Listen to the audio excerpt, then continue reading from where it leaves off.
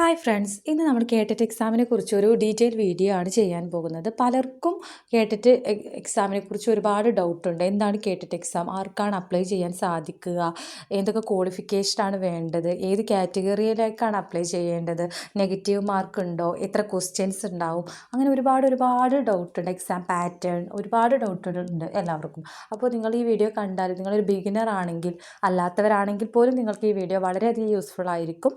നിങ്ങൾക്ക് നന്നായി പ്രിപ്പയർ ചെയ്യാനും നിങ്ങൾക്ക് കേട്ടിട്ട് ക്രാക്ക് ചെയ്യാനും ഈ വീഡിയോ തീർച്ചയായും ഹെൽപ്ഫുൾ ആയിരിക്കും. അപ്പോൾ നമുക്ക് കേട്ടിട്ട് എക്സാമിനെ കുറിച്ച് ഒരു ഓവർവ്യൂ ആണ് ഞാൻ ഇതിലൂടെ ഉദ്ദേശിക്കുന്നത്. നിങ്ങൾക്കൊരു ഓവർവ്യൂ തരിക കേട്ടിട്ട് എക്സാമിനെ കുറിച്ച്. കേട്ടിട്ട് എക്സാം, കേട്ടിട്ട് means Kerala teachers eligibility test. നമുക്ക് കേരളത്തിൽ ടീച്ചറായിട്ട് വർക്ക് ചെയ്യാൻ വേണ്ട ഒരു എലിജിബിലിറ്റി ടെസ്റ്റാണ് കേട്ടിട്ട്. ഇതിന് 4 കാറ്റഗറിയാണ് ഉള്ളത്.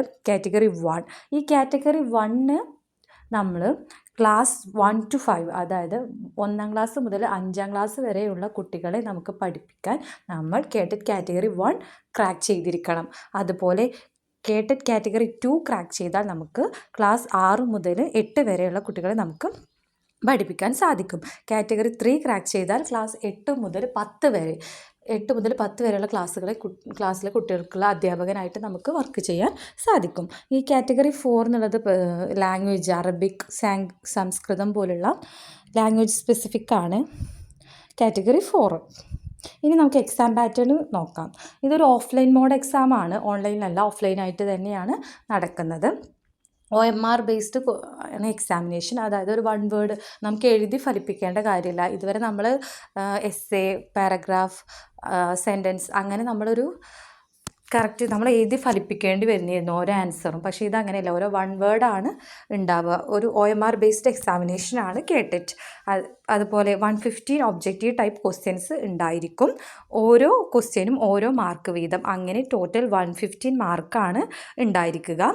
പിന്നെ നെഗറ്റീവ് മാർക്ക് നമുക്ക് കേട്ടിട്ട് എക്സാമിന് നെഗറ്റീവ് മാർക്ക് ഇല്ല. പിന്നെ ഇതൊരു 2.5 hour ഡ്യൂറേഷനുള്ള ഒരു എക്സാം ആയിരിക്കും. അപ്പോൾ നിങ്ങൾക്ക് എക്സാം പാറ്റേണിനെ കുറിച്ചൊരു ഐഡിയ കിട്ടിയെന്ന് ഞാൻ വിചാരിക്കുന്നു.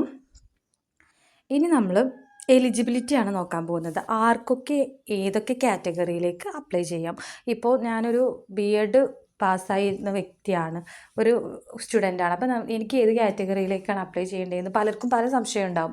അവരുടെ ക്വാളിഫിക്കേഷൻ അനുസരിച്ച് നമുക്ക് ഏത് കാറ്റഗറിയിലേക്കാണ് അപ്ലൈ ചെയ്യേണ്ടതെന്ന് പലർക്കും അറിയില്ല. അപ്പോൾ ഈ ഒരു വീഡിയോ നിങ്ങൾക്ക് കണ്ടാൽ അത് നിങ്ങൾക്ക് ക്ലിയർ ആയിട്ട് നിങ്ങളുടെ ക്വാളിഫിക്കേഷൻ ഏതാണോ അതനുസരിച്ച് നിങ്ങൾക്ക് ഏതിലേക്കാണ് അപ്ലൈ ചെയ്യുക, കാറ്റഗറി 1 ആണോ 2 ആണോ 3 ആണോ എന്ന് നിങ്ങൾക്ക് ക്ലിയർ ആയിട്ടൊരു ഐഡിയ കിട്ടും. ഓക്കെ, അപ്പോൾ നമുക്ക് നോക്കാം ആർക്കൊക്കെയാണ് കേട്ടിട്ട് കാറ്റഗറി 1ലേക്ക് അപ്ലൈ ചെയ്യാൻ സാധിക്കുക എന്ന് ആദ്യം നോക്കാം.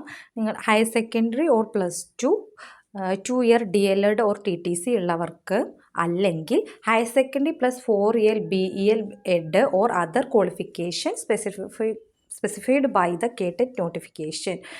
അപ്പോൾ ഈ 2 ടൈപ്പ് ആൾക്കാർക്കാണ് കേട്ടിട്ട് കാറ്റഗറി 1ലേക്ക് അപ്ലൈ ചെയ്യാൻ സാധിക്കുക. കേട്ടിട്ട് കാറ്റഗറി 2ലേക്ക് degree +2 year DLED or TTC or degree +BEd, അതും അല്ലെങ്കിൽ higher secondary +4 year BLEd or BAed or BSc BEd depending on the subject. ഈ 3 ടൈപ്പ് ആളുകൾക്കാണ് കേട്ടിട്ട് കാറ്റഗറി 2ലേക്ക് അപ്ലൈ ചെയ്യാൻ സാധിക്കുക. അതുപോലെ കേട്ടിട്ട് കാറ്റഗറി 3, 8 മുതൽ 10 വരെയുള്ള ക്ലാസ്സിൽ അധ്യാപകനായി ആർക്കൊക്കെയാണ് അപ്ലൈ ചെയ്യാൻ സാധിക്കുക. Bachelor degree in the concerned subject plus BEd or an equivalent qualification prescribed for the subject. അപ്പോൾ ബാച്ചിലർ ഡിഗ്രി + BEd ഉള്ളവർക്കാണ് കാറ്റഗറി 3ലേക്ക് അപ്ലൈ ചെയ്യാൻ സാധിക്കുക. അപ്പോൾ നിങ്ങൾക്ക് ആർക്കൊക്കെയാണ് അപ്ലൈ ചെയ്യാൻ സാധിക്കുക എന്ന് ക്ലിയറായി മനസ്സിലായി എന്ന് വിചാരിക്കുന്നു. ഇനി നമ്മൾ നോക്കാൻ പോകുന്നത് കേട്ടിട്ടിൻ്റെ സിലബസ് ആണ്. കാറ്റഗറി 1ൻ്റെ സിലബസ് ആണ് നമ്മൾ ഫസ്റ്റ് നോക്കാൻ പോകുന്നത്. ഫസ്റ്റ് കാറ്റഗറി 1ൽ child development and pedagogy, mathematics, environmental studies, language first and language second. ഇതാണ് കേട്ടിട്ട് കാറ്റഗറി 1ൻ്റെ സിലബസ്. കേട്ടിട്ട് കാറ്റഗറി 2യുടെ syllabus child development and pedagogy, language first, language second, mathematics and science or social science. ഇതാണ് category 2ൻ്റെ syllabus. ഇനി KTET category 3യുടെ syllabus adolescent psychology, theories of learning and teaching aptitude, language first, subject specific content or language second. ഇതാണ് KTET category 3യുടെ syllabus. ഇനി category 4ൻ്റെ syllabus For candidates applying for specialist or physical education or other specified teacher post, syllabus varies according to the subject. ഈ category 4 language സബ്ജക്റ്റിൽ ഉള്ള ആൾ, അതായത് Arabic ടീച്ചറോ സംസ്കൃതം ടീച്ചറോ അങ്ങനെ ഒരു language ടീച്ചറായി work ചെയ്യേണ്ട ആളുകൾക്ക് അപ്ലൈ ചെയ്യാനുള്ളതാണ് കേട്ടറ്റ് കാറ്റഗറി 4.